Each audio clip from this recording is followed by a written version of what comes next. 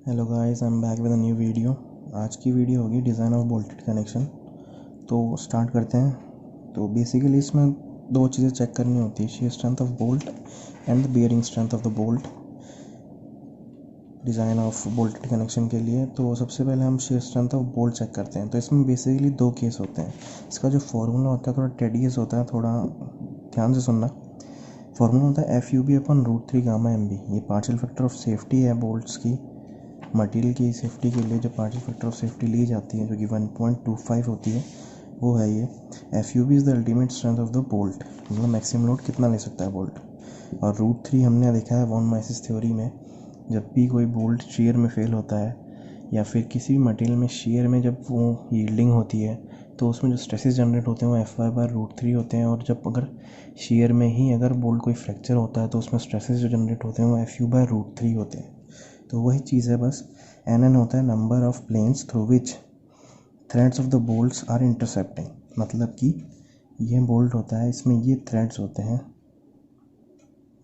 ये कितने प्लेन से पास कर रहे हैं। जैसा कि आप इसमें देख सकते हैं, इसमें केवल एक प्लेन से थ्रेड्स पास कर रहे हैं तो NN की वैल्यू 1 है।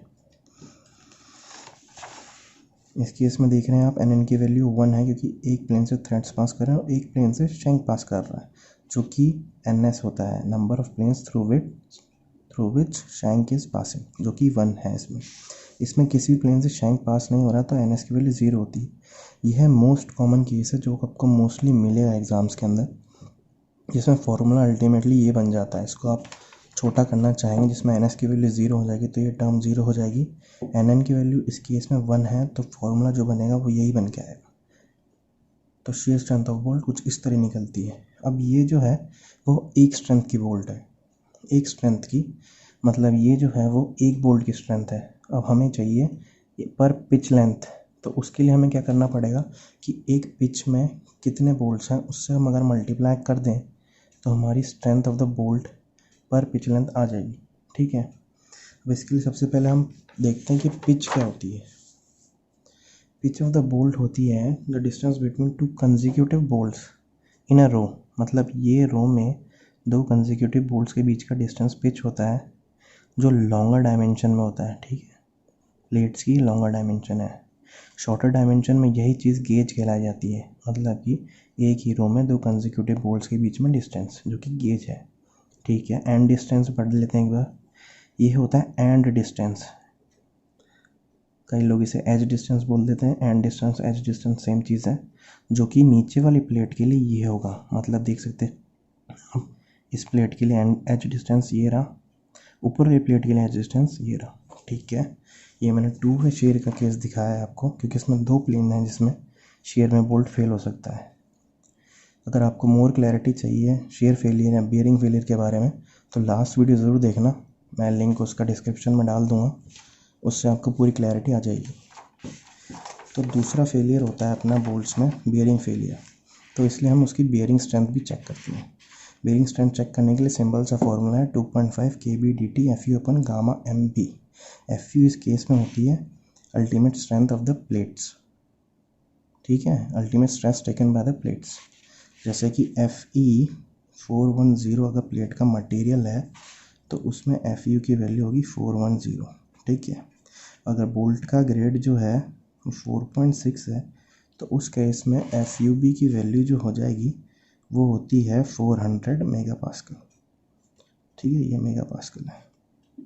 KB की वैल्यू जो होती है वो लीस्ट होती है E/3DH, P/3DH मैंने 0.25 एंड FUB/FU और 1.0 में से मिनिमम। इसमें से मैंने FUB बता दिया आपको। अल्टीमेट स्ट्रेंथ ऑफ बोल्ट होती है, अल्टीमेट स्ट्रेंथ ऑफ बोल्ट होती है, ये अल्टीमेट स्ट्रेंथ ऑफ प्लेट है, ये पिच है, ये है एंड डिस्टेंस, ये है diameter of hole. Diameter of hole में क्या होता है कि अगर डायमीटर ऑफ बोल्ट जो है 14 से 17 mm के बीच में है तो डायमीटर ऑफ होल जो है +1 mm कर दें, इसमें डायमीटर ऑफ होल आ जाएगा। अगर 17 से 24 mm के बीच में है, अगर 12 से 14 mm के बीच में है तो इसमें +1 करते हैं। फिर 14 से हम 24 mm के बीच में देखते हैं तो +2 mm होता है डायमीटर ऑफ होल। और अगर 27 mm या उससे ज़्यादा पे देखते हैं हम तो उस केस में डी एच जो होता है वो +3 होता है, मतलब कि 27 mm का बोल्ट ले रहे हो तो उसमें डायमीटर ऑफ होल हो जाएगा 30 mm। ठीक है, ये चीज़ है। और इसमें सबसे डी आपको पता है diameter of hole, diameter of bolt sorry, and T होता है थिकनेस ऑफ द, टी होता है मिनिमम, इन दोनों में से जो मिनिमम होगा, minimum thickness of the main plates, मतलब दो मेन प्लेट जो अगर आपने कनेक्ट करी है तो उन दोनों में जिस प्लेट की थिकनेस मिनिमम होगी वो प्लेट, और सम या फिर सम ऑफ द कवर प्लेट्स। जैसे मैं एग्जांपल बताता हूँ आपको, अगर ये लैप जॉइंट है, यहाँ पे बोल्टेड कनेक्शन है, मान लीजिए रफली बना रहा हूँ, इसकी थिकनेस 20 mm है और इसकी थिकनेस 18 mm है, तो उस केस में टी की वैल्यू हो जाएगी 18 mm। ठीक है, क्योंकि इस केस में कोई हम, ये लैप जॉइंट है, इसमें कवर प्लेट्स नहीं होती हैं। जैसे बट जॉइंट है, इसमें हम कवर प्लेट्स प्रोवाइड करते हैं यहाँ पे, फिर यहाँ पे हम बोल्टिंग कर देते हैं।